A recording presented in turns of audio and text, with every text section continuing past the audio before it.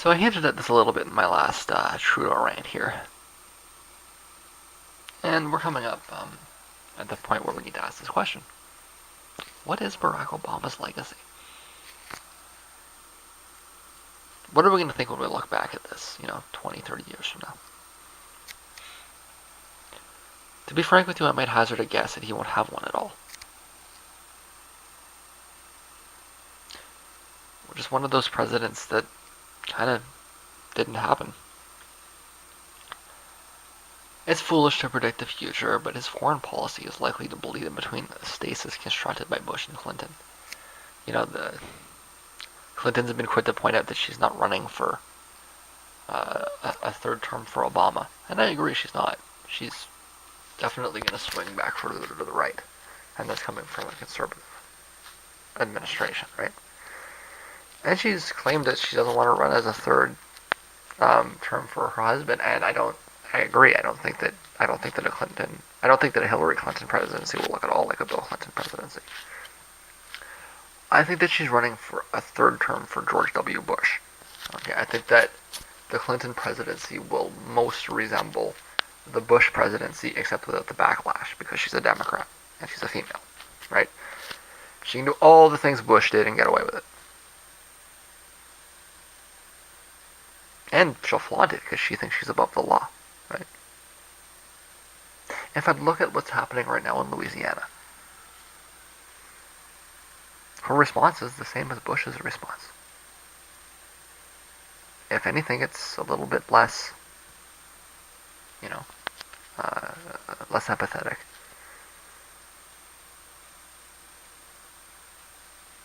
And based on that, I think you might want to take away I was thinking that, it makes more sense for people in the region to, not because they're going to love Clinton, but because they're going to hate Trump.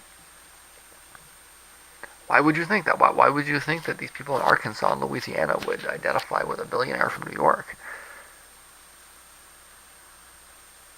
But I may have underestimated the amount of contempt that she has for these people. I don't think she said a damn thing about it.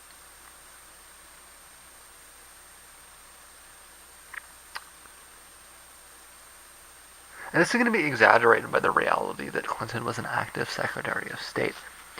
A good history will need to say a word about how John Kerry tried and failed to change directions on a number of issues like Russia, Iran, Syria. But the consensus is likely going to see a broad continuum policy from Bush through to Clinton, more or less ignore that a president named Barack Obama existed at all. Right now, it's hard to look at the situation and say that this policy is due to Obama. The most immediate thing that's going to jump to mind is the withdrawal of Iraq. But in fact, the withdrawal from Iraq was planned and put into place by Bush, and to a large extent reversed by Obama. There's essentially nothing that you can really attach to Obama that wasn't put in place by Clinton.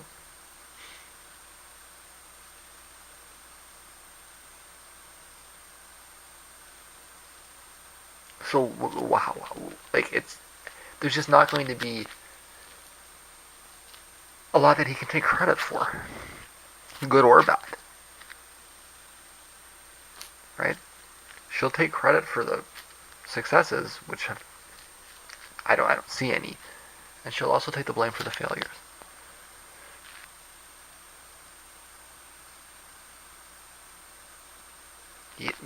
We may even be in a situation where people question whether there's actually a black president or whether that was just propaganda. If the TPP passes, Clinton will get credit for it as a part of her Asia pivot. The narrative will be how she set this, as well as Syria and Libya and the other things, in motion, and then followed through on it, perhaps overcoming dissent from Kerry. Again, Obama doesn't get credit. He doesn't take the blame. He's just not there. On domestic policy, his major initiative has been Obamacare. Does anybody think that this will survive very long? I don't. The future may be single payer if we're lucky, It's going to depend on a number of things, or it may be a reversal to the previous state of affairs. But the system that he set up is doomed. Okay, this whole mandate thing has been a failure. Okay, and it will likely be promptly replaced. Rather than being a good compromise, it's been a failure from all angles. People are losing coverage amidst falling revenues. It was a stupid idea. You can't have a market in healthcare. That doesn't make any sense. Market theory, if you understand market theory, like actually understand it, you couldn't argue anything but that this is impossible. These arguments can only come from somebody that's using, screwy right libertarian market fundamentalist arguments. And really anybody with a solid understanding of economics should have, and in fact did, see what's coming. It was a stupid idea. And it failed like everybody said it would. Okay? His attempt to push bipartisan legislation has led to 6 years of impossible gridlock. I say 6 and not 8 because he had the opportunity to plow things through quickly. He had control of both houses and he blew it. He instead opted for compromise and consensus. What foolishness. Some histories may say nothing at all about President Obama, besides the clear stupidity of this tactic. He never got back the opportunity that he threw away. That's his legacy. It's how his focus on bipartisanship destroyed his ability to do anything. And besides that, what's left of actual substantive policy? There's nothing. In the end, Barack Obama will be nothing more than a name in a list. Sorry.